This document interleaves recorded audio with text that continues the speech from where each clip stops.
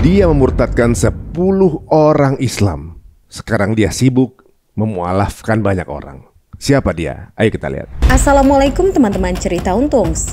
Kali ini Cerita Untungs mengundang Erik, seorang mualaf yang dulunya sempat memurtadkan lebih dari 10 orang. Sebelum kita tanya jalur-jalurnya untuk memurtadkan orang Islam gitu. Biasanya orang-orang yang kemudian murtad orang-orang yang gimana sih? Yang banyak masalah kah, yang jarang sholat kah, apa yang? Enggak. Yang paling enak tuh orang yang ngerti Al-Qur'an. Yang Justru sudah bisa baca Al-Qur'an udah enak tuh. Kalau ngajak orang pindah agama, emang dapat reward apa? Aduh. Bagaimana kisah lengkapnya? Saksikan hanya di Cerita Untungs.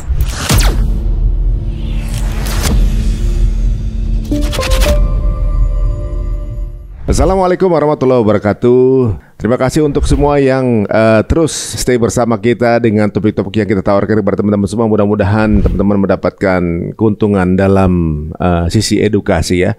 Apapun bentuknya, setuju atau tidak, monggo silahkan dituliskan di kolom komen. Atau juga mungkin kalau ada ide, monggo silahkan di-share kepada kami. Berikut ini ada satu sosok yang dahulunya dia memurtadkan cukup banyak orang ya. Dan sekarang ini justru sibuk untuk mengajak orang masuk ke agama Islam. Ini unik. Langsung aja kita ketemu dengan seorang menteri namanya Bapak Erik. Bukan ya, beda. Dengan Bang Erik. Assalamualaikum. Waalaikumsalam warahmatullahi wabarakatuh. Apa kabar Bang Erik? Alhamdulillah. Alhamdulillah. Waduh. Sekarang punya channel dakwah nih beliau nih. Alhamdulillah. Gitu. Instagram apa namanya? Mualaf channel aja. Mualaf channel. Kalau YouTube sama? YouTube Mualaf channel, Facebook Mualaf channel, Twitter Mualaf channel, Mualaf channel, X Mualaf channel, semua Mualaf channel. Gitu. Ada merek bukan channel juga, ada Dior, ada ini, ada pilih channel.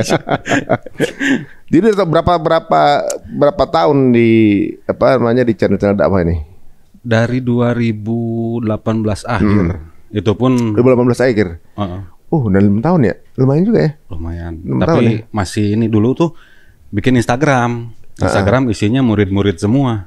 Murid, guru, teman-teman yang dari agama sebelumnya semua. Hampir dulu tuh 2018 hampir 10.000 deh.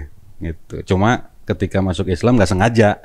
Cuma iseng doang. Rekam masukin Instagram. Pakai baju koko, pakai peci. Alhamdulillah saya masuk Islam. Udah aja gitu doang. Simpen. Tiba-tiba meledak rame. Ada yang masukin ke YouTube. Padahal teman-teman dari sebelumnya tuh? Iya. Mereka pada mualaf semua? Enggak. Jadi yang pertama itu murid saya dulu. Murid bilang, "Pak, masuk Islam," katanya gitu. Saya balas, "Iya, alhamdulillah." "Kenapa emang?" "Semangat, Pak." Itu murid-murid semua. Padahal dia non-muslim? Non-muslim. Habis dari situ barulah ketahuan sama sepupu. Sepupu laporin ke orang tuanya, ke papahnya. Papahnya ini ngasih tahu mama saya.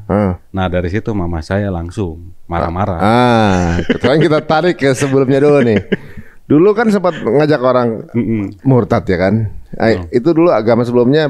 Dulu kalau mungkin bagi umat Muslim rata-rata ada yang tahu ada yang enggak. Kristen Advent dulu.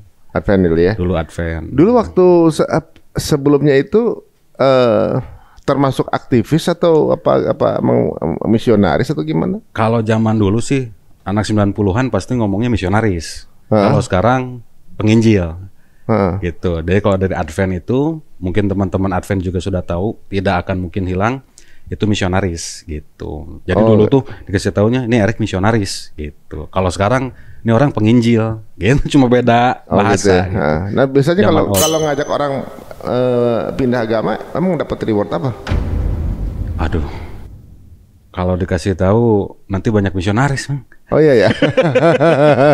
Oh bisa jadi mata pencarian. Bisa jadi mata pencarian. Oh bisa jadi ternyata. Bahkan ada yang kalau dari kuliah dari STT nih, mereka targetnya murtadkan orang lulus gitu. Tapi kalau misalnya dari Advent beda. Dari Advent ini pendekatannya mungkin ada yang mulai dari sebar-sebar brosur, jual-jual buku, lalu kalau yang saya lakuin semuanya dari jual buku, terus ke teman-teman sekitar, terus ke warung-warung, ya gitu. Ada kita lagi nongkrong nih di warung, orang itu ketika azan nggak pergi.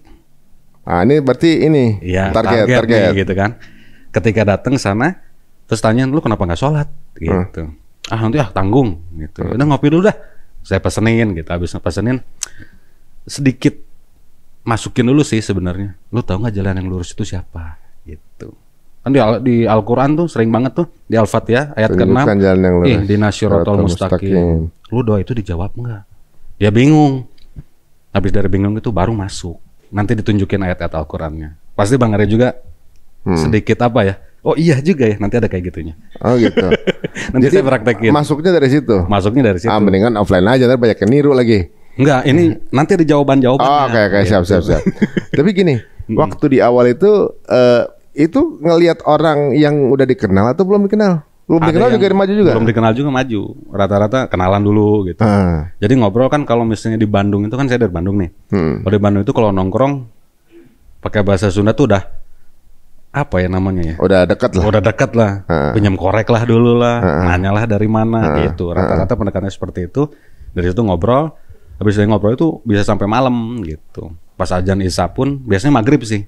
Yang paling ramai itu maghrib, Isya. Kesananya kan nongkrong sampai jam 9 bablas gitu. Itu dimasuk-masukin gitu. Kalau yang dari gereja targetnya 1 tahun minimal 3 orang gitu. Oh, jadi diawali dengan nongkrong dulu, asik gitu, kemudian jualan. Biasanya sih yang awal tuh mungkin yang sekarang kan udah zaman gadget ya, udah zaman HP, ada misionaris datang kita videoin pergi. Dulu mah nggak ada. Dulu ketok-ketok pintu, terus kita jual buku-buku Advent namanya. Itu ada kesaksian pakai nama Isa Al-Masih, jadi nggak pakai nama Yesus Kristus. Biar dekat ya. Biar dekat banget. Jadi setelah buku itu ini ada keselamatan dari Nabi Isa Al-Masih, digituin aja. Tapi bukan apa ya namanya, belum pakai tajwid, belum pakai, jadi Isa Al-Masih. Kalau sekarang kan Isa Al-Masih. Gitu. Kalau dulu mah Isa Al-Masih. Udah tahu belum? Oh enggak, saya nggak tertarik, diusir gitu. Udah dulu mah kayak gitu, masuk ke pintu-pintu, ketok-ketok, sampai saya jualan donat di kereta, masih inget sih itu waktu SMP. Donat orang pindah agama aja. Enak banget, duduk nongkrong ngajarin orang udah beragama. Akhirnya saya udah nggak lagi ngajak orang murtad. Oh gitu. Berikutnya apa? Saya habis nongkrong, saya hipnotis. Habis gampang banget tuh, nggak dikenal, ngajak ngobrol, nongkrong lama ATM hilang nih kayak nih.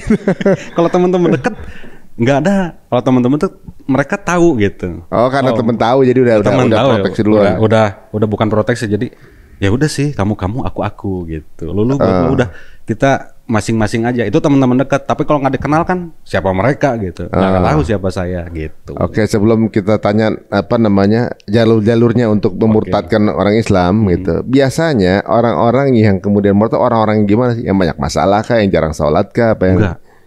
Yang paling enak tuh orang yang ngerti Al-Quran, yang justru sudah bisa baca Al-Quran udah enak tuh, asik banget tuh. Malah enak gitu. Beda dengan orang yang ketika azan berkumandang dia nggak sholat, ini imannya lemah gitu.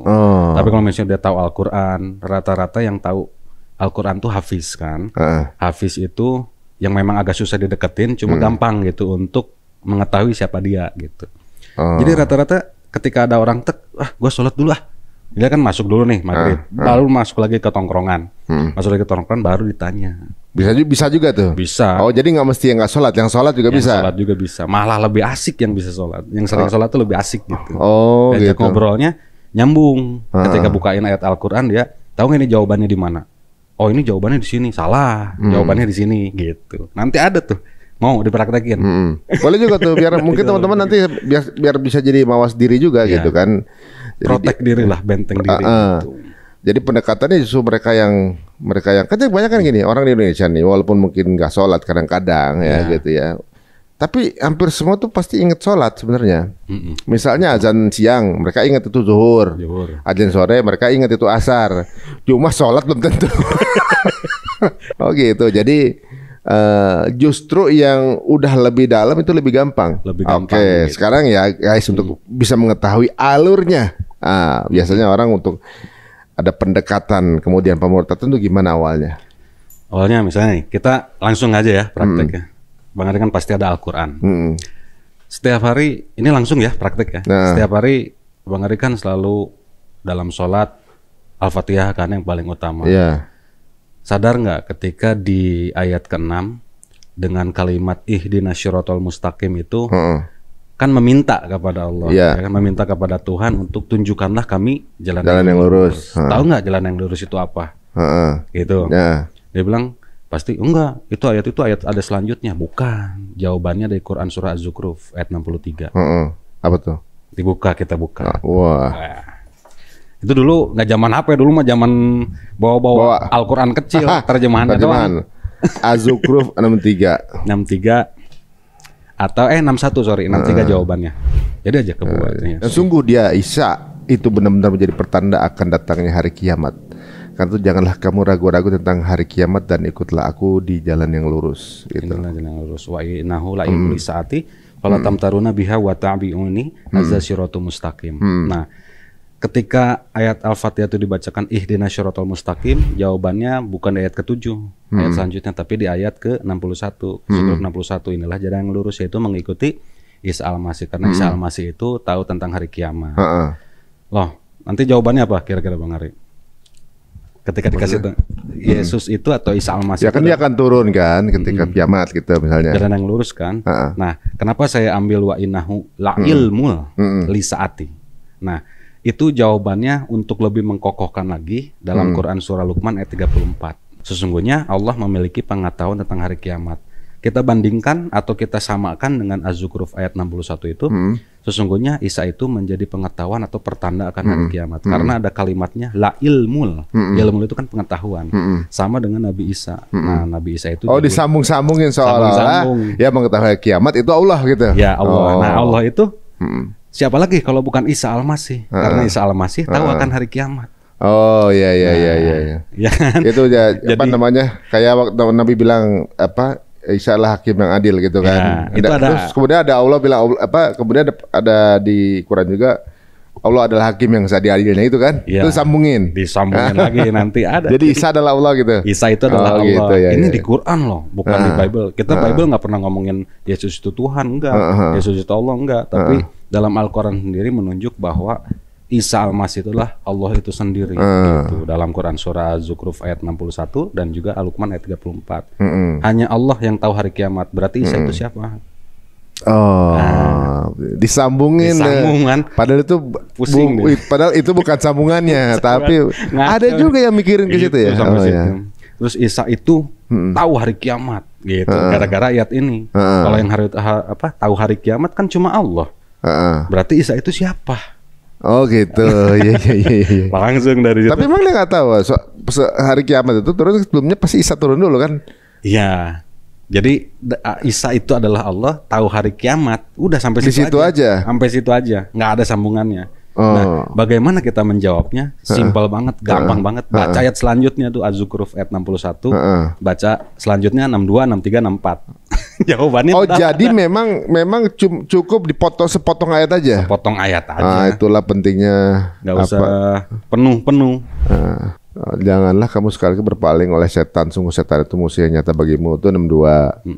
63-nya, dan ketika Isa datang membawa keterangan, dia berkata, sungguh aku datang kepadamu dengan bawa hikmah dan untuk menjelaskan kepadamu sebagian dari apa yang kamu perselisihkan. Maka bertakwalah kepada Allah dan taatlah kepadaku. Dia Isa aja jawabannya dia udah di sini juga dia ngomong sendiri ya. Sungguh Allah dia Tuhanku dan Tuhanmu. Ini udah dijawab maka dia. Oke. Jadi inilah kalau misalnya ada teman-teman yang nonton ini pernah didatangi oleh seorang penginjil atau punya teman Kristen yang apa namanya ya, yang punya tujuan untuk mendekati dengan tujuan agar dia ikut ke dalam agama dia, kata temannya, jadi dikasih ini jawabannya. Kalau dia bawa Az-Zukhruf ini, jawabannya cuma ini aja, nggak ada yang lain. Nah, kalau misalnya kita tahu, apalagi sering nonton videonya Kodondi nih, sering banget di apa namanya ya, ditunjukkan ayat-ayat Bible-nya. Kalau dalam ayat Bible-nya, ketika di ayat 64 ini ada di Yohanes 17 ayat ke-18 kalau nggak salah. Aku belum pergi pada Bapakku dan Bapakmu, Allahku dan Allahmu. Jadi Yesus pun di dalam Bible sama ucapannya dengan dalam Al-Quran gitu, bahwa Isa itu sembahlah Allah, Tuhanku dan Tuhanmu, Allahku dan Allahmu. Dalam Bible pun ada gitu. Nanti deh itu bagian Kodondi. Selesai bagian Al-Qurannya. Iya. Tapi segitu aja udah banyak yang terkena. Ya, udah banyak apa berpikir ya? Maksudnya. Udah banyak berpikir maksudnya. Apa iya sih? Diyakinin lagi, pakai ayat-ayat lagi. Quran surah Maryam ayat ke-71 kalau nggak salah ya. Jadi semua percuma jadi Islam, percuma sholat. Berarti di ayat 17-nya nih, ayat 70-nya nih berarti. 71. Ke 70 itu keterangan. Kejawabannya pun di ayat 71.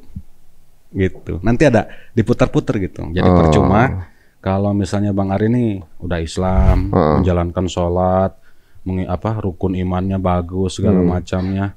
Tapi dalam Al-Quran Bang Ari ini akan masuk neraka. Untuk apa gitu? Menjadi seorang Islam, menjadi seorang Muslim untuk apa? Karena ketetapan dari Allah adalah masuk neraka. Nah, gitu. Mikir lagi tuh. Iya juga ya. Nah, jawabannya gimana? Jawabannya di ayat itu juga. Apakah ketika dengan kalimat mendatangi neraka itu masuk ke dalam neraka? Karena gini, mereka ini punya apa ya namanya ya? Punya sebuah buku itu Islamologi. Itu hanya ada di STT aja biasanya, Sekolah Tinggi Ilmu Teologi tuh. Itu buku itu kalimatnya mendatangi itu dalam kurung masuk neraka. Jadi bukan, kan kayak misalnya gini, saya mendatangi Bang Ari. Iya. Tapi nggak masuk di depan nih, cuma di depan doang. Kira-kira itu maknanya masuk ke dalam nggak gitu? Enggak. Ya, itulah dalam Al-Quran harusnya jawabannya seperti itu. Cuma mereka ganti dengan masuk neraka. Kan gitu? Mendatangi neraka.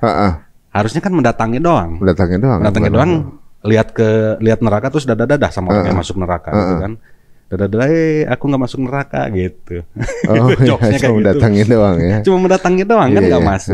Tapi dibuat oleh mereka seolah-olah percuma masuk Islam, percuma dalam Islam. Karena masuk neraka juga. Gitu.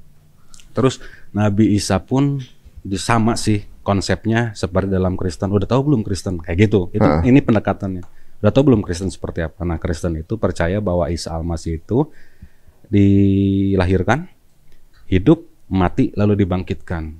Itu pun Allah firmankan atau Tuhan firmankan dalam Al-Quran. Jadi Isa itu adalah sosok yang benar-benar menjadi sosok penyelamat untuk kita. Itu pendekatan seperti itu rata-rata. Nanti misalnya, udahlah gue balik dulu gitu kan. Itu nanti, jangan lupa ya nanti kontakan nomor. Itu dikejar terus. Sampai akhirnya, yuk ikut gue yuk. Kemana? Ada acara gitu. Nanti ikut aja. Itu kalau misalnya di Kristen itu namanya, kalau misalnya kita lewat jalan itu namanya KKR. Apa tuh? Kebaktian Kebangunan Rohani. Nah disitulah acara, nggak apa-apa ya disebutin ya. Ini untuk menjaga akidah kita. Di situ adalah acara pembaptisan massal biasanya kayak gitu. Makanya rame-rame dong, murtad rame-rame gitu. Murtad rame-rame. Jadi kalau saya dulu, makanya kenapa ditargetin sama pendeta minimal 1 tahun 3 orang, karena dalam 1 tahun itu nanti di akhir tahun ada KKR, Kebaktian Kebangunan Rohani. Di situ nanti bisa sampai berapa orang ya? Rata-rata 20 sampai 30 dari setiap satu kelompok nih. Misalnya saya kelompok apa namanya ya? Kalau Pathfinder itu pramukanya Kristen lah. Gitu. Namanya Pathfinder. Oh, istilahnya Pathfinder itu dari situ. Pathfinder itu yang menemukan, siapa? Hampir sama kayak pramuka deh, Simon Ockwell gitu. Saya lupa lagi. Jadi saya termasuk anak Pathfinder gitu. Pet kan, P-A-T-H, pet jalan kan, Finder. Penunjuk jalan jadi. Penunjuk jalan, itulah saya dulu gitu. Pathfinder itu dari Advent, yang kalau misalnya teman-teman lihat di jalanan nih sering pakai baju hampir mirip kayak pramuka. Mereka pakai kacu tapi kacunya warna ada yang hijau, ada yang kuning, ada yang putih, ada yang biru. Itulah mereka, itu hanya dari Advent ya, bukan Protestan ataupun Katolik. Itu dari Advent gitu. Ada training khusus tapi? Ada dong, training khusus. Jadi mungkin bagi anak-anak zaman sekarang atau anak muda zaman sekarang kalau ke gereja paling cuma duduk, kebaktian, nyanyi-nyanyi, ibadah, pulang. Nah, kalau Advent Pathfinder beda. Itu digedar lagi tuh dari jam 9 sampai jam 12 kan kebaktian nih. Nah, nanti setelah itu ada acara PA namanya, Pemuda Advent. Dari Pemuda Advent itu dari jam 1 biasanya sampai jam 4. Nah, dari jam 4 sampai menunggu buka Sabat, itu kita ada pendalaman. Jadi sama gurunya tuh sama pendetanya dikasih nih ayat ini yang nanti untuk mengajak orang untuk menemukan jalan kebenaran. Gitu ya. Dari situlah udah. Bedanya memang tapi mirip-mirip marketing sebenarnya. Ya, jadi hampir. misalnya ada ketertarikan dikejar terus. Kejar terus. Marketing kan tugasnya gitu juga kan. Mirip ya? Mirip. Nanti lama-lama kan ketemu lagi nih tongkrongannya itu, tambahin lagi ayatnya. Loh, gitu. uniknya gini ya. Kalau di situ kan memang ada dipelajari bagaimana kemudian membuat orang muslim misalnya itu dipelajari ya. Agamanya pelajari untuk kemudian dicari celahnya untuk bisa masuk kan gitu. Kan kalau dalam Islam sendiri justru memberikan hikmah itu untuk mereka yang datang kan. Betul. Sebenarnya pengen cari tahu datang, kemudian diceritain deh, kemudian pengen tahu, nggak ada yang maksa segala macam, pengen mualaf. Betul. Baru aja. Kalau ini yang justru aktif. Oh. Jadi gitu. Kita cari nanti setelah mereka udah masuk nih, baru kita WA pendeta atau SMS pendeta. Dulu SMS sih zaman BBM dulu. BBM pendeta, Pak, ini ada yang mau pendalaman Alkitab. Itu. Jadi kita udah dapat nih, serahin ke pendeta. Pendetanya yang dapat mobil, saya yang enggak. Oh gitu. Ada ekonominya juga tuh. Ada. Aduh, jadi nggak enak saya ngomongnya. Serius ini. Oh gitu. Iya, mobil pendeta saya sudah murtadkan orang, mobil pendeta kasih saya, pendeta beli mobil baru. Oh gitu. Iya. Mohon maaf ya Pak Pendeta ya. Tapi memang ada marketingnya ya. Jadi memang mungkin itu sebagai perangsang kemudian untuk memarketingkan lagi gitu ya. Dulu baru keluar Avanza Veloz. Saya dikasih mobil bekas dia beli mobil Avanza Veloz setelah membaptis orang. Yang dibawa.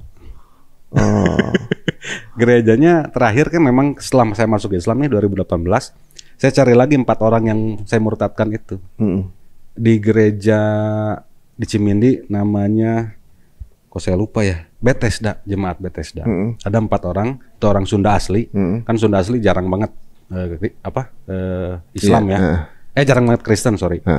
Mereka masuk ke gereja itu saya yang sebarkan karena mereka ekonominya lagi kurang. Kita lagi menyebarkan bantuan lah istilahnya. Bantuan ekonomi. Kayak kita cari orang mau dibantu apa, ini kita dari yayasan ini, yayasan Kristen, kita dari yayasan ini mau bantu nih Bapak kebutuhannya apa? Oh saya lagi pengen jual gorengan, waktu itu saya masih ingat, dia jual gorengan sama tukang bersih-bersih jalanan tuh yang pakai baju biru orange tuh, yang di jalan, kita kasih modal dia jualan, Pak nanti datang ya ke acara saya, acara apa? Ada acara pokoknya seru banget, nanti saya ongkosin saya ini, datang dia langsung ditembak. Maukah engkau menerima Yesus sebagai Tuhan dan Juru Selamat? Orang itu kan celinguk-celinguk, mau udah baptis. Iya. Udah dari situ masuklah jadi jemaat gereja. Jadi salah satu alasannya ekonomi berarti ya? Ekonomi, rata-rata ekonomi. Ya kan, ketika dia kemudian disupport ekonominya, kemudian diundang untuk hadir, ya karena sudah mendapatkan fasilitas itu kan sama aja ketika hadir tuh kayak sama aja kunjungan bisnis sebenarnya awal ya. Balas budi lah ya. Balas budi kan. Aduh, gua nggak bisa nolak nih karena dia udah baik sama gua. Gitu. Langsung biasanya kayak gitu. Yang kecil langsung dibaptis. Iya soalnya kan di sini memang kalau misalnya orang Islam kan nggak kemudian yuk masuk gitu kan nggak begitu kayaknya karena kan kita nggak boleh ganggu keyakinan orang lain kan yang kemudian kita nggak ganggu keyakinan orang lain, nggak boleh menghina bahkan keyakinan orang lain, takutnya nanti dia punya hak untuk hina Tuhan kita gitu kan ibaratnya. Lebih parah lagi. Nah ketika mau bertanya pun ditanya ada yang maksa apa enggak, apa keinginan sendiri kan gitu.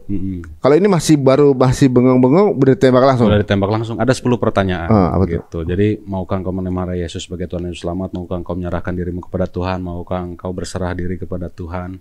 Maukah engkau menerima Yesus sebagai penebus dosa? Maukah engkau menjadikan Yesus sebagai Juru Selamat pribadimu? Itu ada 10 pertanyaan. Nah setelah ditanya itu dia jawab. Di belakang tuh dikasih tahu nanti jawab iya aja semua gitu. Jadi 10 pertanyaan. Biar gampang gitu ya. Biar gampang jawabnya. Iya, udah. Nanti di situ puji Tuhan kita akan langsung ke acara pembaptisan. Langsung di situ ganti baju, pakaiin baju itu langsung dibaptis. Udah. Pulangnya dapat duit nggak? Pulangnya nggak dapat duit. Dapatnya yang dapat yang dapat yang pendetanya yang baptis. Gitu ya. Per orang berapa? Tergantung. Itu dari ada apa namanya ya? Kalau kita kan ada kas masjid, setiap infak Jumat dikumpulin. Nah kalau ini setiap persembahan dikumpulin untuk biaya misionaris. Mungkin teman-teman Advent tahu lah apa itu bacaan misionaris. Di bacaan itu kita kumpulin persembahan untuk misionaris gitu. Kalau dari Protestan ataupun Katolik jarang banget kayak gitu. gitu. Oh, yang apa gigi untuk ini Gigi. Advent. Apa misionaris saja? Ya misionaris saja. Oh, kalau bukan misionaris nggak punya misi itu. Nggak ada punya misi itu. Mereka nggak tahu. Setelah pulang gereja pulang aja. Kita yang dikumpulin anak-anak muda gitu. Oh, anak-anak gitu. Pathfinder itu Sekarang dikumpulin. masih ya? Masih sampai sekarang. Masih sampai sekarang. Cuma karena adanya media sosial seperti ini, mereka senyap gitu, tanpa pakai seragam. Oh iya ya, soalnya gampang diviralin ya. Ya gampang diviralin karena sampai terakhir tuh saya dapat kabar sebelum mama saya meninggal, pendeta ini bermasalah karena ketahuan. Kawan apa? Ketahuan itu dia apa namanya ya? Money trafficking lah namanya. Oh. Gitu. Jadi harusnya uang itu untuk orang-orang yang masuk ke dalam agama Kristen, tapi dia pakai untuk hal yang lain, maksiat gitu. Karena itu pendeta saya tuh Di audit katanya buat itu gitu. itu nggak usah diceritain lah. Itu mama saya yang tahu. Akhirnya sampai terakhir ketika mama saya mau meninggal, pengen ketemu sama Kodondi. Percaya nggak Bang? Oh. Aneh loh. Jadi ketika saya masuk Islam ini, saya nggak ngomong sama orang tua 2 tahun. Sama mama tuh nggak ngomong. Orang tua nggak suka. Lah, sebentar. Erik sebenarnya tertarik sama Islam jadi kapan? Maksudnya gara-gara apa dari segala ini kan berarti target semua nih. Kok tiba-tiba masuk Islam gimana? Gara-gara apa namanya ya? Ada ketika ngajar tuh kan saya dulu guru.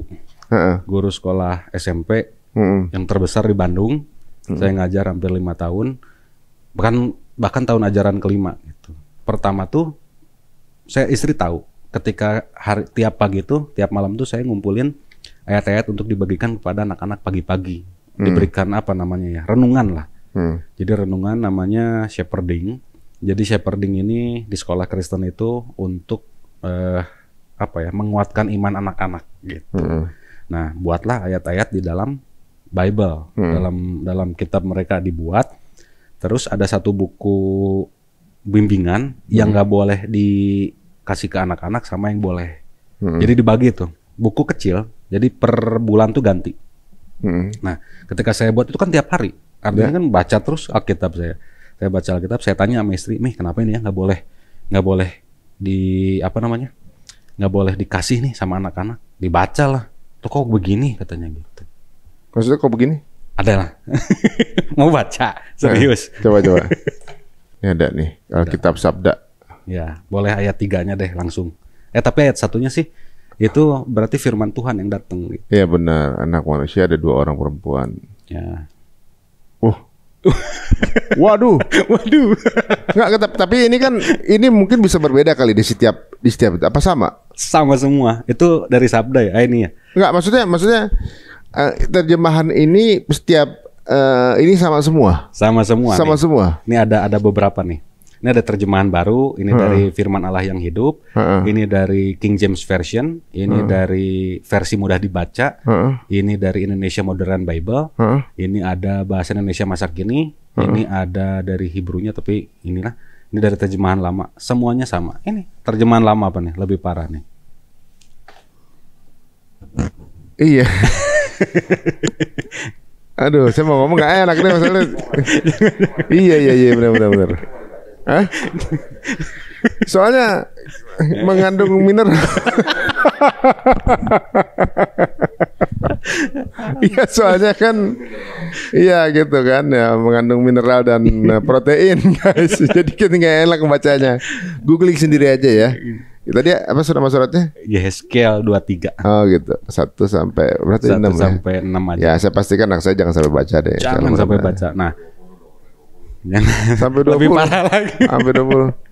Oh gitu ya. Dari situ mungkin apakah ada penjelasan mengenai itu? Ada penjelasannya. Enggak, penjelasannya kenapa begitu? Maksudnya kok begitu terang kan kalau orang yang orang nih ya, orang yang baca nggak tahu kalau itu dalam kitab suci gitu misalnya ya. Kemudian dibaca tanpa ada angka-angka segala macam. Orang bisa nyangka itu POR. Itu dia. PORN gitu kan. Gitu kan. Jadi yang nggak tahu tuh pasti orang awam ketika baca, kok gini, ya kan? Mengariju kan baru baca kan. Iya. Nah, tapi kalau untuk para pengajar itu tahu, nanti Kodoni yang nggak jelasin. Jadi di situ itu ada sebuah bentuk kiasan zaman dulu. Iya, bentuknya digambarin juga kok. Maksudnya gimana kan? Ada apa bentuk gimana? Iya gitu. Jadi bentuk kiasan orang-orang Yahudi zaman dulu tuh memang menggambarkan satu orang yang jahat itu seperti itu. Tapi kan dimasukin ke dalam ini kan nggak cocok buat anak kecil. Cocok ya. Nah, itu satu. Terus ketika waktu itu ada kejadian Sodom Gomora atau dalam Islam itu kaum Sodom. Nah, masuk ke pengajaran Nabi Nuh. Kalau di Kristen ya tetap Noah atau Nuh. Nah, ketika itu kan kita membaca tuh ketika mau kasih ke anak-anak tentunya harus cari dari perjanjian lama. Nama Bimbel kan ada perjanjian baru, perjanjian lama.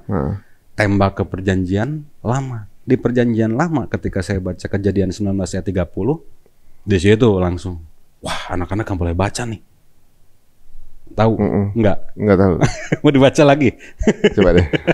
Penasaran juga sih. Menerah lagi nih. Sembahayakan apa sih gitu.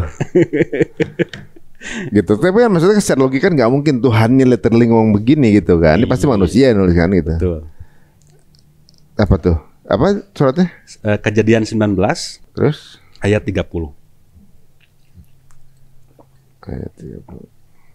Sampai banyak sih. Yang intinya aja di ayat 32.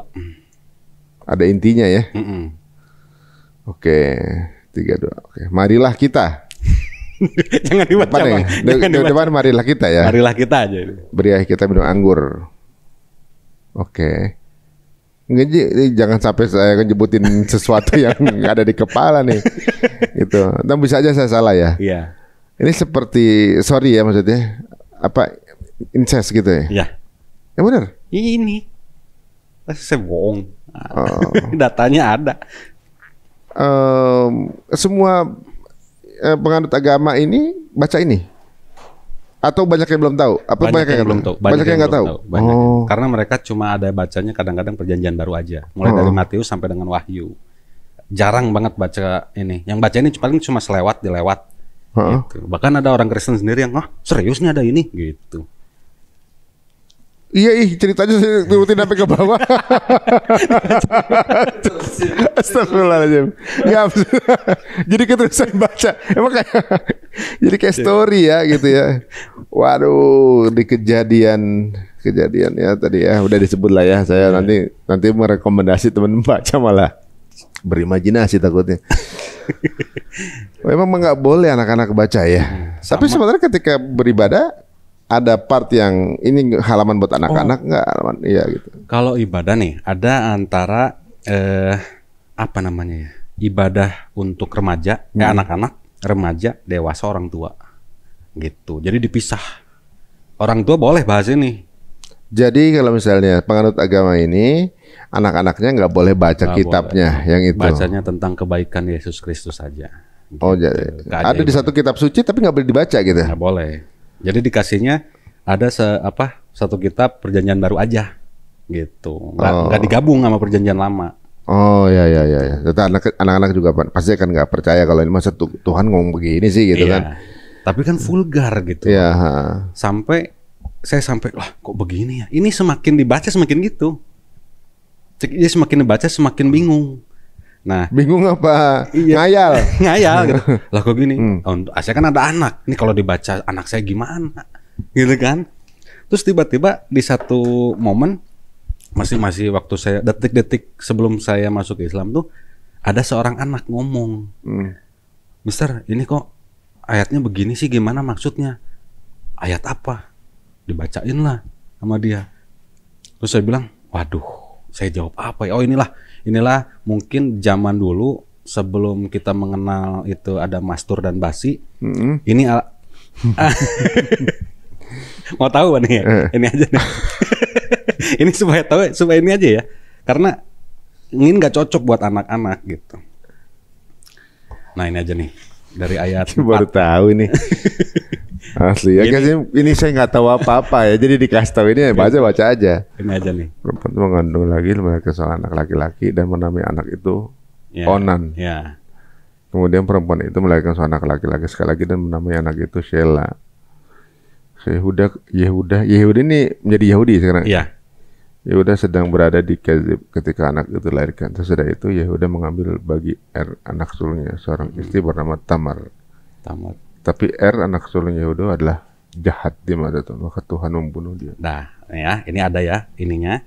Lalu di sini, silahkan. Ini di seluruh Lalu kata ya kepada Onan, hampirlah istri kakakmu, kawinilah dia. Oh gitu, dinikahin kali maksudnya? Suruh nikahin? Suruh nikahin kakaknya. Oke, tapi Onan tahu bahwa bukan ia yang mempunyai keturunan nanti. Sebab itu ya, setiap kali menghampiri istri kakaknya itu, ia membiarkan disebut ini. Iya. Supaya jangan memberi keturunan kepada asal kata ini kali jadi ada kata itu. Itu dia. Jangan. Ini ada bisa aja saya salah ya. Maksudnya jadi interpretasi takutnya kan gitu. Ya. Oh, ini awal dari si Onan ini. Betul. Oh. Jadi filsufnya dari sinilah. Oh gitu. Sejarahnya. Nggak semua kali. Nggak semua apa? Nggak semua kitab itu. Wow. Beda-beda apa sama? Sama semua. Dia ada kodon di sini. Kodon nih. Semua kitab ini gini artinya nih. Ada semua ini. Itu. Kok bisa baru tahu sekarang maksudnya? Ini mind blowing nih bagi saya karena baru tahu ya. Ternyata ini juga ya. Saya bilang ini pengajarannya bagus, tapi tidak baik untuk anak-anak. Gitu. Oh, iya. Akhirnya di situ saya diam-diam masuk Islam. Bentar. Berarti kalau dari ayat ini masih banyak lagi. Masturbasi berarti nggak dosa. Jahat di mata Tuhan, langsung dibunuh, langsung dihilangkan nyawanya tadi kan. Oh, gara-gara itu. Oh, gitu. Nah dari sinilah momennya pada saat itu, waduh, ini nggak cocok nih, apalagi anak saya tahu, ya kan. Akhirnya di Agustus tahun 2018 di tanggal 15 Agustus 2018 bertepatan dengan Idul Adha tahun 2018. Saya nyusul anak saya, kan anak-anak nih kalau ada domba, ada sapi kan, heboh kan, pengen lihat ke masjid, pengen lihat, ya silakan lihat gitu pagi-pagi sebelum sembelih. Terus istri saya bilang jemput katanya, jemput tuh suruh makan dulu, ini jam 8 dulu lagi pemotongan, jam 8 jam 9 lagi pemotongan. Terus saya bilang anak saya tuh dek pulang dulu makan. Nah anak saya pulang, saya diam di pagar, saya liatin orang-orang lagi nyembelih sapi dan domba. Saya diem nih ngeliatin, itu masih ada gema takbir lagi mau nyembelih tuh, sama takbir tuh Allahu Akbar. Terus dia sembelih, terus saya diem. Akhirnya saya tanya lah ke pendeta saya, pendeta yang bermasalah ini, yang tadi saya omongin itu. Yang tadi itu? Ya, saya omongin, pendeta, kok kita nggak melakukan seperti apa yang umat Islam lakukan sih? Sedangkan sunat kita lakukan.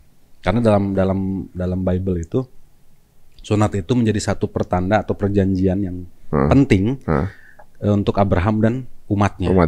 Nah, kita orang Advent sunat, tapi kenapa kita nggak ngelakuin kurban? Karena kurban juga adalah satu dilakukan juga sama Abraham. Nah, pendeta itu jawab, cuma saya nggak screenshot sih, udah dulu nggak kepikiran itu sih ya.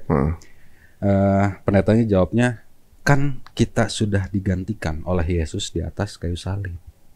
Jadi Yesus adalah kurban atau anak domba Allah yang menebus dosa-dosa kita sampai nanti kepada surga, karena Yesus sudah disalib. Saya kan bingung, nah kok jawabannya begini sih? Memang iya sih Yesus anak domba Allah gitu. Tapi kenapa Yesus harus dikurbankan gitu untuk dosa-dosa kita? Dari situ mulai udahlah pusing saya. Saya hiraukan malamnya. Biasanya kan udah dibagi-bagi tuh daging. Malamnya saudara istri saya bilang, Rick kesini ambil nih daging. Ya udah kita dengan polosnya pergi ke sana malam-malam. Terus sama saudara istri saya tuh namanya Sita ini nyuruh tuh ada anak-anak lagi belajar ngaji di atas katanya. Apaan nih kan nggak ngerti. Saya ke atas, terus saya lihat, ada memang lagi belajar ngaji, saya liatin. Nggak kepikiran itu hari itu saya dapat hidayah, enggak. Udah aja. Terus saya dikasih selembar kertas kecil. Kalau sekarang tuh Quran surah Al-Ikhlas. Suruh dibaca. Ini mohon maaf nih, ini dulu saya bilang ini Al-Qurannya tulisan cacing. Nggak bisa dibaca, karena bentuknya murinkal-murinkal, nggak jelas gitu. Apaan sih ini gitu. Tapi ketika dikasih tuh, sempat saya lihat dulu itu Quran surah Al-Ikhlas tuh ayatnya apa artinya aja, cuma nggak terlalu dipikirin. Saya masukin jaket. Akhirnya ketika beres mereka ngaji, saya datengin namanya Bang Ijal, mudah-mudahan Bang Ijal nonton ya. Bang Ijal ini salah satu kepala sekolah di sekolah Islam, cuma saya lupa nama Islamnya, sekarang pindah ke Kalimantan. Saya tanya nih, saya manggilnya masih Bang Ijal, di dalam Islam itu Isa Al-Masih itu siapa? Cuma gitu aja Bang, nggak ada yang lain. Oh di kami itu Isa Al-Masih itu adalah seorang nabi, dan kami tidak membeda-bedakan antara nabi yang satu dengan nabi yang lain. Bang Ijal tahu nggak dalam Al-Quran itu? Masuklah saya. Oh, rencana mau murtadin Bang Ijal. Menanya mau masukin Bang Ijal supaya dia tahu bahwa Isa itu adalah Allah. Yeah. Masukin situ. Akhirnya saya begitu. Oh enggak, bukan gitu. Itu kan ada ayat selanjutnya. Cuma balas gitu Jang. Oh gitu ya. Kalau itu langsung nembak, nggak lama ngobrol, setengah jam. Langsung nembak di kitabnya Mas Erik ini ada nggak sebuah ayat yang mengatakan bahwa Allah itu atau Tuhan itu Esa? Saya bilang ada. Coba pengen saya denger. Cuma gitu aja. Saya bacain lah ulangan 6 ayat 4. Ada, kalau misalnya searching Google, ulangan 6 ayat 4. Di situ ada kalimat, dengarlah hai orang Israel, Tuhan Allah kita adalah Tuhan yang Esa. Dah. Oh gitu, itu Musa ya katanya. Ya. Atau di kita tuh Nabi Musa katanya. Oke. Nah, ada nggak? Siapa tadi Isa Al-Masih ngomong di dalam Alkitab, dalam Bible Mas Erik tuh, perkataan yang sama? Ada, saya bilang. Di mana? Di Markus 12 ayat 29. Inilah hukum yang terutama, bahkan di apa namanya ya? Ditegaskan oleh Yesus itu atau Isa Al-Masih. Inilah hukum yang terutama, dengarlah hai orang Israel bahwa Tuhan Allah kita adalah Tuhan yang Esa. Ini saya kaget nih, Yesus kan Tuhan, saya bilang. Yesus kan Allah, tapi kok ngomong gini sih? Hukum terutama lagi. Ya udah saya sih diem gitu. Dia tunjukin Al-Quran bagian paling akhir, dia giniin, tunjukin sama nggak nih kalimatnya. Al-Ikhlas tuh ayat pertama. Keluarin lah saya nih. Ini ya? Iya. Coba baca katanya. Saya masih ingat, katakanlah dalam kurung Muhammad, dialah Allah yang Maha Esa. Kira-kira sama nggak? Saya bilang, kok sama sih gitu kan? Padahal jauh beda nih Al-Quran dengan Alkitab dulu. Saya bilang, kok sama sih? Saya tutup. Saya langsung, Bang Ijal, caranya saya masuk Islam gimana? Begitu doang. Langsung gitu doang. Itu saya masih ingat 10:30 malam tuh. Jadi gitu doang. Kaget dia, nggak mau nanti saya disangka maksa ngajak kamu masuk Islam kan gitu. Saya bilang enggak, saya pengen masuk Islam. Malamnya saya berdoanya juga masih apa ya namanya ya, masih meminta kepada Yesus gitu. Karena kan dalam Bible tuh ada setiap apa yang kamu minta dalam namaku, aku akan sampaikan kepada Bapa. Dari situ langsung muter otak saya. Bah, berarti Yesus hanya seorang perantara. Berarti Yesus hanya seorang utusan, seorang nabi. Tapi kok saya doa selalu dalam nama Yesus. Dari situ mulai muter. Akhirnya malam itu saya minta untuk gimana caranya masuk Islam.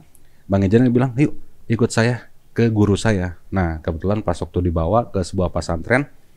Ini kalau teman-teman bisa cek aja di Google yang lihat pesantren Ibnu Hajar Ciwastra. Itu pemimpinnya Kiai Haji Ustadz Apat Ruslan. Itu yang mimpin syahadat saya. Kiai Haji Ustadz Apat Ruslan. Semoga nonton. Kalau nonton ini, saya belum kesana udah 6 tahun berarti ya. Karena kesibukan. Nanti setelah di situ saya istri terus saudara saya Bang Ijal sama Ustadz Apat Ruslan sama istrinya.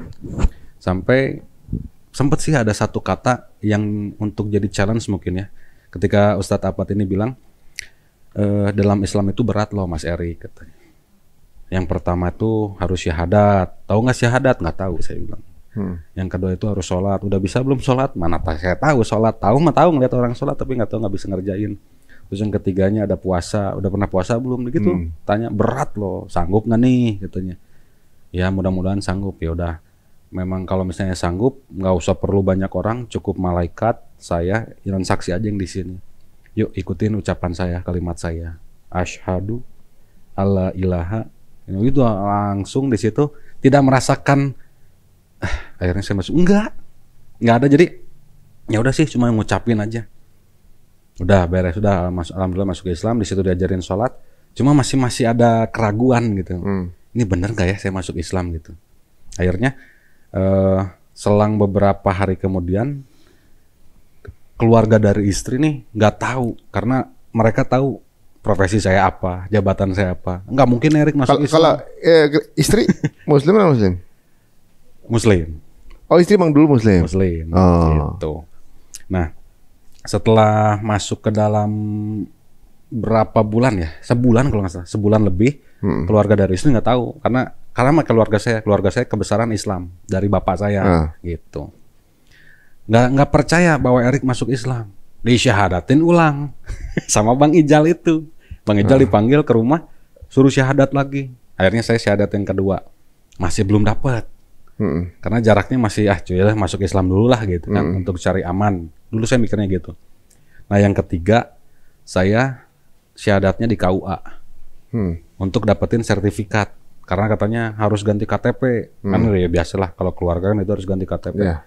Pas ganti KTP, disyahadatin ulang. Nggak kerasa juga dapetnya. Sampai sempat saya bilang, kalau Al-Quran ini bukan firman Tuhan, saya gituin, saya balik lagi ke Kristen.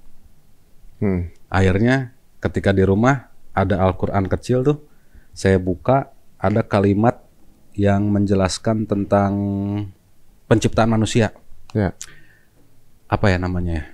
Aduh saya lupa ayatnya. Tapi bahasa Indonesia saya masih ingat. Tetes mani ini menempel di dinding rahim. Di dinding rahim ini menjadi daging, daging menjadi tulang, tulang menjadi daging, dan terbentuklah sebuah makhluk dalam rahim ini. Yeah. Saya sampai mikir, ini nggak mungkin pemikiran Nabi Muhammad, gitu. Nggak mungkin karangan Nabi Muhammad. Muhammad tahu dari mana? Saya bilang. Zaman dulu belum ada mikroskop kan. Ya, dan itu baru ditemukan di abad 19 secara sains. Saya nggak tahu di situ. Kok begini? Udah, saya buka lagi nemu Quran surah Ar-Rahman. Di situ ada laut yang tidak menyatu. Saya searching di Google, buka YouTube, kaget saya. Lah, kok iya? Oh udahlah, berarti ini memang firman Tuhan. Saya buka lagi Google kan, kalau YouTube kan gitu, scroll ke atas tiba-tiba munculnya ada apa lagi, aja. Di situ keluarlah Syekh Yusuf Estes yang mensyahadatkan seorang pria yang berkulit hitam. Dengan pendekatan Syekh Yusuf Estes sampai dia nangis. Di situ saya baru ngerasain ini masuk Islam tuh. Wah, nangis saya banjir. Sampai guling-guling di kursi. Boleh tuh minta linknya tuh, tahu juga tuh. Ada Syekh Yusuf Estes. Mungkin masih ada nih. Ya beliau udah berapa kali sih ke Indonesia. Bahkan dulu pernah online juga sama Kododitan dulu, walaupun audionya bermasalah. itu saya juga. Ada juga. Ada jadi MC saya di situ. Oh iya udah. Itu di share aja linknya. Nanti kita taruh di description teman-teman ya. Oh yang itu yang akhirnya bikin baper itu yang itu, malah yang itu. Yang itu yang bikin baper. Bergejolak. Terus kemudian gimana keluarga? Nah keluarga. Kan keluarga dari non semua kan. Ya. Waktu itu yang saya bilang dari Instagram itu. Setelah masuk Islam saya buka Instagram. Akhirnya saya dipanggil kepala sekolah. Balik ke kantor. Tempat sekolah belum tahu. Jadi aduh, disadarin surat. Tulisannya surat pengunduran diri. Emang sekolahnya sekolah non? Iya, sekolah Kristen terbesar. Bahkan gerejanya seluruh Indonesia, bahkan sampai ke Australia. Oh gitu. Ini yang unik, udah sekolah di situ udah banyak ngajak orang malah masuk Islam gitu. Makanya itu yang bikin saya kok sampai detik ini alhamdulillah gitu. Mungkin kalau misalnya saya tunjukin datanya, saya ada di Kemendiknas, saya ada di Kemendikbud, ada semua data-datanya. Ternyata belum dihapus, alhamdulillah. Kalau di sekolah udah dihapus. Karena database sekolah kan saya yang pegang. Jadi kan saya tahu saya sebagai apa. Dihapus, hilang. Tapi emang unik guys, kadang-kadang dapat hidayah atau bermualaf itu justru kalau secara dunia itu banyak hal yang diambil dulu, itu dia. Gitu kan. Banyak yang ekonominya kemudian berpengaruh dengan ekonomi, dengan lingkungan gitu, pekerjaannya yang hilang segala macam gitu. Banyak yang seperti itu kan gitu. Kalau gue juga pernah ngerasain dulu ekonomi waktu itu kan. Nah itu kan berarti ketika akhirnya pekerjaan hilang, itu ekonomi juga dong berarti kan sebenarnya kan. Tiba-tiba nggak ada pekerjaan, terus gimana dong? Terus banyak yang begitu football gitu kan akhirnya. Nah dari pas surat pengunduran diri itu, saya pulang. Pulang terus saya kasih tahu, nih Papi dipecat. Kenapa? Ya gara-gara ini masuk Islam. Karena kepala sekolahnya nunjukin udah masuk Islam kan. Di sini sudah tidak seiman. Pergi, udah pergi keluar. Ya udah 4 bulan masuk Islam. 4 bulan masuk Islam, rumah mobil, motor, harta, tanah hilang. Hilangnya kenapa? Ya diambil Allah mungkin, saya pikirnya gitu. Oh, karena dapatnya mungkin dulu beda ya. Iya mungkin, beda. Diambil sama Allah, mulai dari nol lagi. Rumah itu kita kena tipu. Tuh, motor kena tipu, mobil rusak diambil. Udah nggak punya apa-apa no. Kita cuma dari penipuan rumah itu cuma dapat 140 juta dari harga 1,5 M. Hilang, tinggal 120, kita jadi kontraktor akhirnya. Kontrak sana, kontrak sini.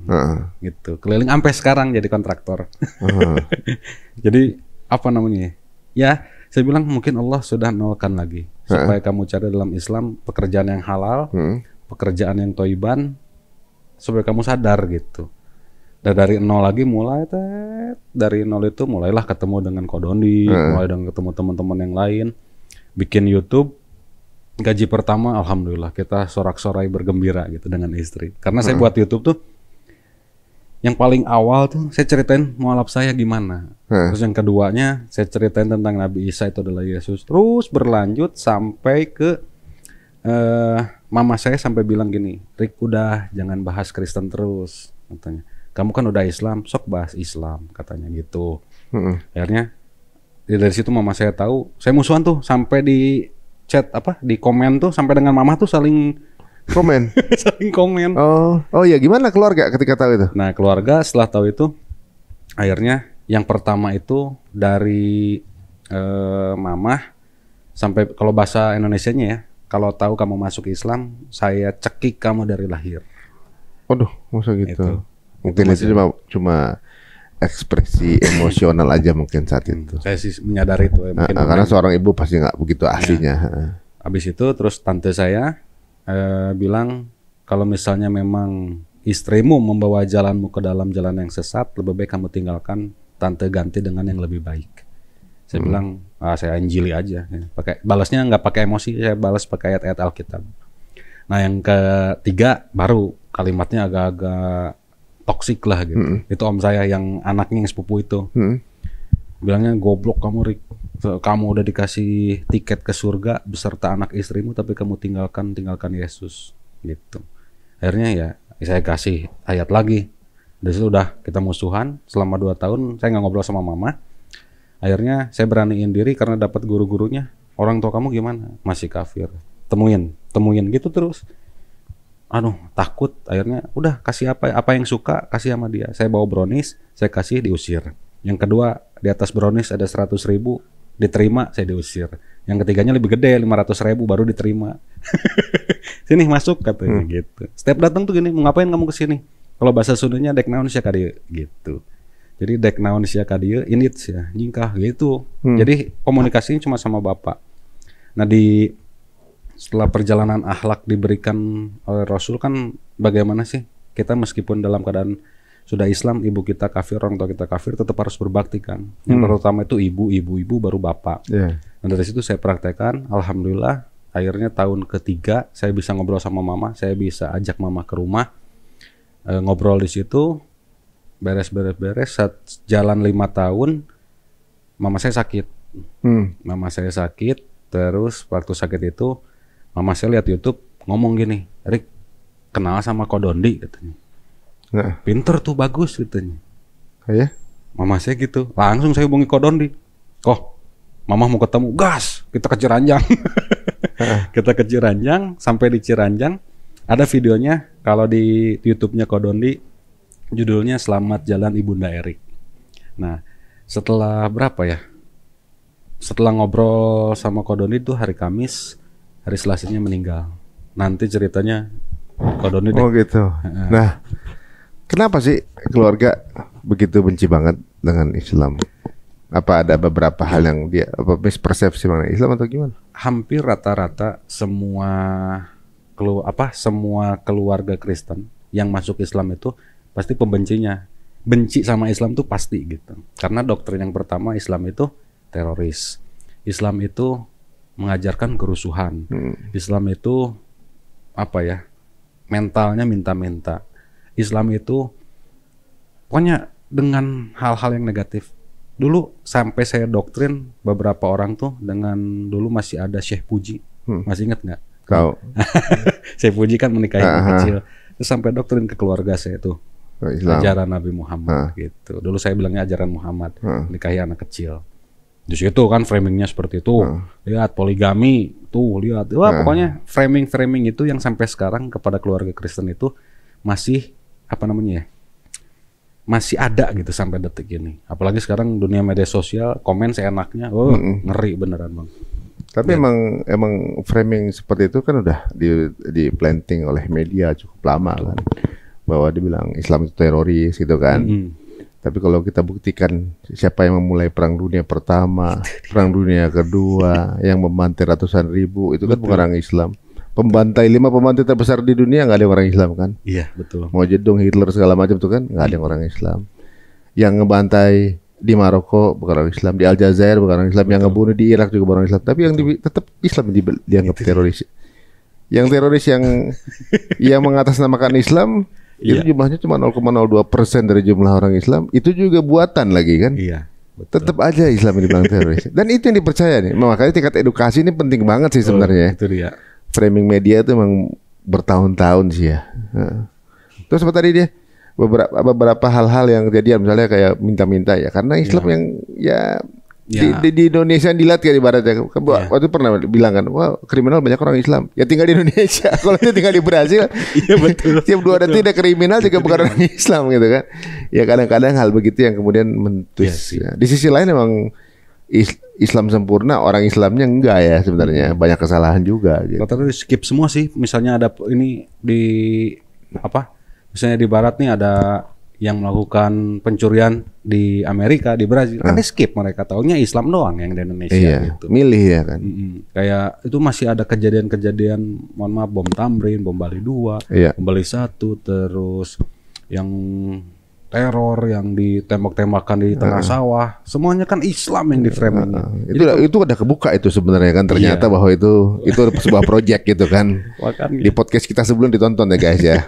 Bahwa itu semua itu hal seperti itu adalah proyek Islamofobia yang sudah ada dananya gitu. Terus setelah itu jadi tetap benci gara-gara itu? Enggak, makan setelah framing dari keluarga seperti itu kan ada satu satu penasarannya, emang bener ajarannya kayak gini, gitu. Masuk Islam biar tahu, ya kan? Bener nggak kayak gini? Misalnya banyak framing seperti itu, bener nggak sih Islam ini teroris? Bener nggak sih Islam ngajarin ini? Islam ngajarin ini? Masuk dulu Islam, ajarin. Kalau misalnya nggak bener keluar lagi silahkan gitu.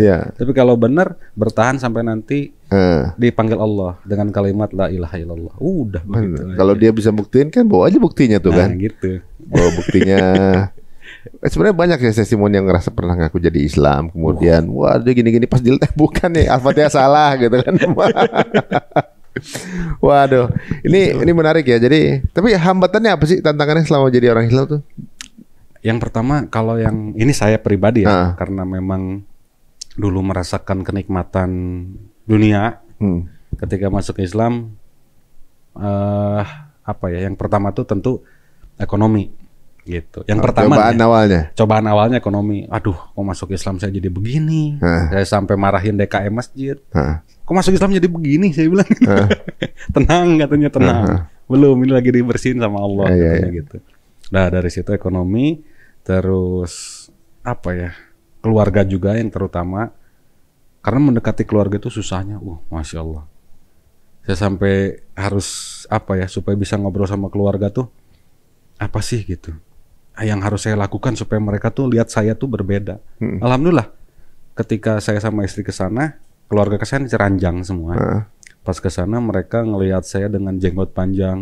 Dulu belum dipotong nih. Jenggot panjang, pakai peci, bukan sorban jubah gamis hitam. Sampai bilang, wah tambah. Teroris bilang ya, aduh. Wah teroris ini, saya bilang. Saya sekalian gitu aja, mau dibuang sekalian. Saking keselnya kan. Ini bos saya bawa kantong nih, mau dibuang sekalian. Bercanda katanya. Jangan framing Islam seperti itu. Saya bilang, itu banyak nih orang Islam yang seliweran. Kok nggak dicap juga, cuma saya aja, saya bilang gitu kan. Dari situ mereka nangis, kita pelukan, ngobrol, di belakang ngomongin lagi. Tapi yaudahlah gitu. Sudahlah itu mah. Itu memang ya namanya juga orang apa ya namanya ya? Kalau Islam itu Islam militan, ini Kristen militan, Kristen yang garis keras Islam. Tapi kalau kita pikir ya, dengan negara Arab Saudi misalnya, atau juga mungkin Qatar, atau juga mungkin apalagi Oman, negara-negara Islam itu ya, mayoritas ya, banyak kan, adalah negara dengan tingkat kriminal terendah. Iya, betul. Jadi kalau kita lihat kriminal tertinggi misalnya, kayak di Brazil misalnya, di Amerika misalnya gitu, sebar politik sekali terjadi kriminal gitu kan. Betul. Justru kalau di Arab yang kriminal terendah dulu pernah tingkat kecelakaan terkecil gitu. Waktu cewek masih dilarang nyetir. Oke, sekarang sepertinya biar lengkap kita undang yang juga ikut bersamai proses mualafnya Bang Erik ini, yaitu Ko Dondi ya. Apalagi Ko Dondi kan juga membersamai juga ibunda waktu itu ya. Iya. Tapi di keluarga ada juga nggak sih yang akhirnya mualaf juga? Nggak ada, belum. Nggak ada, belum. Belum ya. Belum. Karena Advent itu paling susah masuk Kristen. Masuk Islam.